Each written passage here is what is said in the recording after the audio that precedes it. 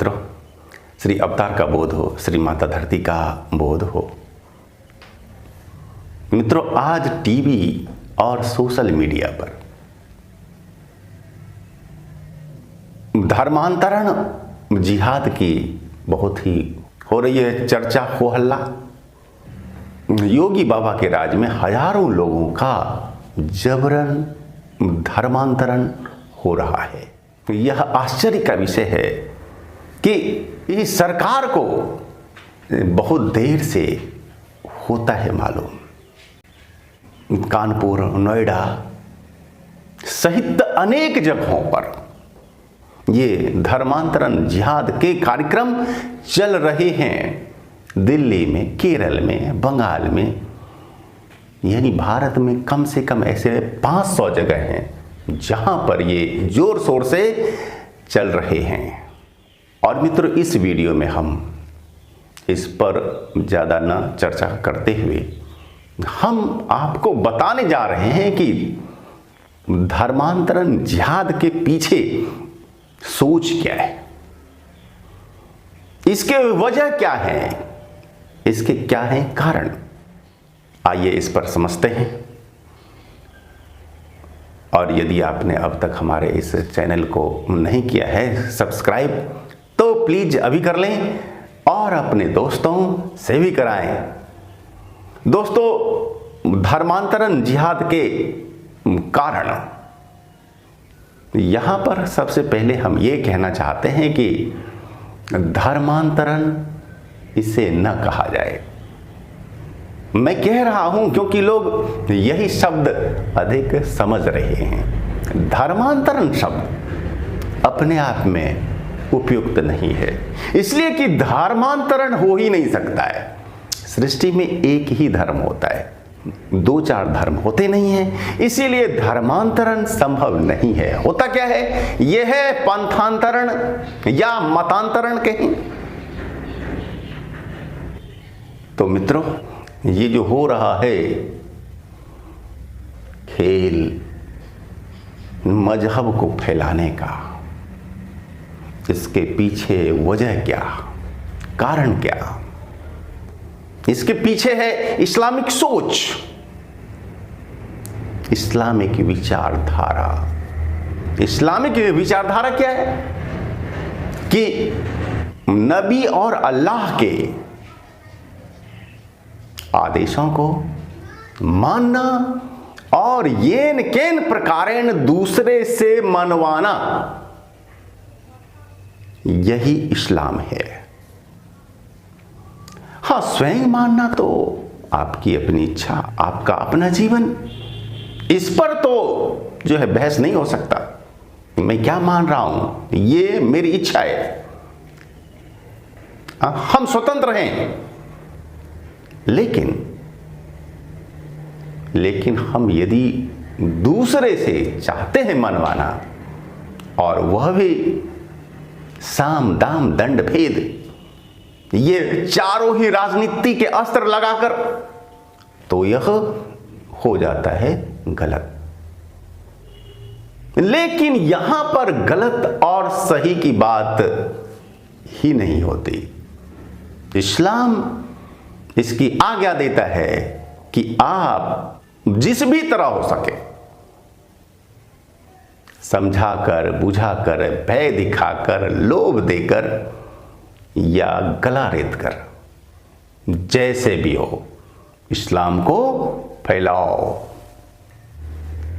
यह माना जाता है कि एक ही मिला है जीवन, बार बार जन्म नहीं होता, जैसे सनातन वाले मानते हैं कि हमारा बार बार होता है जन्म। वे लोग ऐसा नहीं मानते, वे लोग मानते हैं कि एकमात्र हुआ है जन्म, अब फिर दोबारा नहीं होने वाला।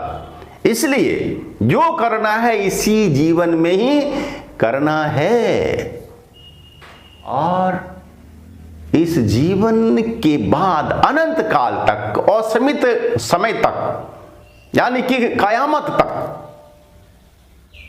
जन्नत या जहन्नुम मिलने वाला है।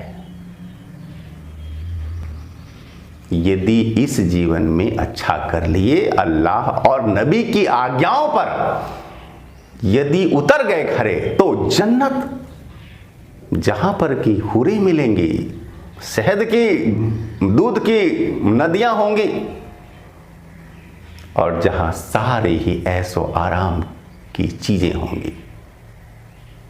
और यदि नहीं उतरे खरे तो फिर जहन्नम, दोजख, नरक मिलेगा। और यदि उतरना है खरा तो क्या करना है? नबी की, अल्लाह की शिक्षाओं को अपने जीवन में धारण करना है, और सबसे बड़ी बात दूसरे से भी करवाना है। यदि जीवन में एक भी काफिर को इस्लाम में नहीं ला पाए तो फिर जीवन व्यर्थ, बेकार, सार्थक नहीं हो सकता, और फिर जन्नत नहीं मिल सकते। तो जन्नत के लोभ में, जहन्नुम के भय से येन केन प्रकारेण दूसरे को इस्लाम में लाने का प्रयास करते हैं, और वहां इसके लिए हर जायज और नाजायज उपायों को अपनाना गलत नहीं है। उसकी आज्ञा तो इस्लाम, कुरान, हदीस देता ही है। यही जो इस्लामिक विचारधारा है, सोच है, यही जिहाद का एकमात्र है जड़, एकमात्र है कारण। ये अंधविश्वासी और संकीर्ण सोच, दोस्तों, जहां इन्हें लगता है यदि हम इस्लाम का यहां करते हैं प्रचार प्रसार तो इसका रिएक्शन होगा, वहां पर वे चुप रहेंगे, रहते हैं चुप। लेकिन जहां उनकी संख्या है कुछ, वहां पर वे अपने सारे हथकंडे अपनाने धीरे धीरे शुरू कर देते हैं। और जहां आधे से अधिक हो जाती है जनसंख्या, वहां पर तो फिर खुलेआम, वहां पर तो वे खुलेआम फिर जितने भी होते हैं काफिर, सबको भय दिखाकर, धमकाकर, डराकर, भगाकर, रेत कर गला इस्लाम को फैलाने का करते हैं प्रयास। दोस्तों, इसी तरह से उन्होंने पाकिस्तान, बांग्लादेश, इंडोनेशिया, मलेशिया आदि बहुत सारे देशों में इस्लाम को फैलाया है। जब हुआ था बंटवारा भारत और पाकिस्तान का, तो पाकिस्तान में लगभग 23.5% वहां हिंदू थे, लेकिन आज 1.5%। ये हुआ कैसे? वही भयादोहन वाला इस्लामिक तरीका जो कि वे 1400 सालों से अपना रहे हैं, वे उसी पर हैं कायम। क्योंकि नबी ने भी, मोहम्मद ने भी अपने जीवन में ऐसा ही किया था, और मोहम्मद के जीवन को, जीवन शैली को, व्यवहार को, आचरण को, चिंतन को अपनाना ही वे लोग समझते हैं सुन्नत है, श्रेष्ठ है। तो दोस्तों, ये जो धर्मांतरण जिहाद या पंथांतरण जिहाद जो अभी चल रहा है, जिसकी इस समय संपूर्ण देश में है चर्चा, है खलबली मची हुई, इसका वजह इस्लामिक सोच है। जब तक ये इस्लामिक सोच है जीवित, ये चलता रहेगा।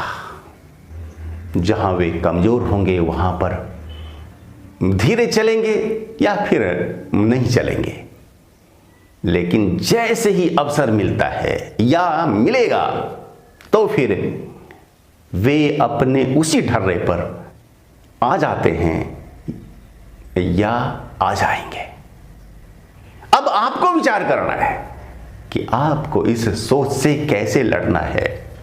अपने अस्तित्व की रक्षा है करनी या नहीं करनी। जैसा यति नरसिंहानंद जी कहते हैं कि 2029 में भारत का पीएम होगा सुन्नी मुसलमान, और उसके 20 साल बाद तक में क्या होगा कि 40% लोग मार दिए जाएंगे, आधे लोग इस्लाम को मान लेंगे और शेष लोग रिफ्यूजी कैंपों में या फिर विदेशों में जाकर लेंगे शरण। अब आप ऐसा दिन चाहते हैं देखना? और यदि नहीं तो सोचना होगा आज और अभी। क्या आप असाध्य रोग, प्रेत बाधा या किसी संकट में बराबर फंसे रहते हैं? क्या आप वैज्ञानिक अध्यात्मवाद पर आधारित संगीतमय कथा प्रवचन, यज्ञ या कोई बड़ा कर्मकांड अनुष्ठान कराना चाहते हैं? तो हमारे परम पूज्य गुरुदेव कल की सखा महर्षि स्वामी धर्मदास उदासीन जी का संरक्षण व सहयोग ले व्हाट्सएप नंबर 9931757497 पर मैसेज करें। धन्यवाद।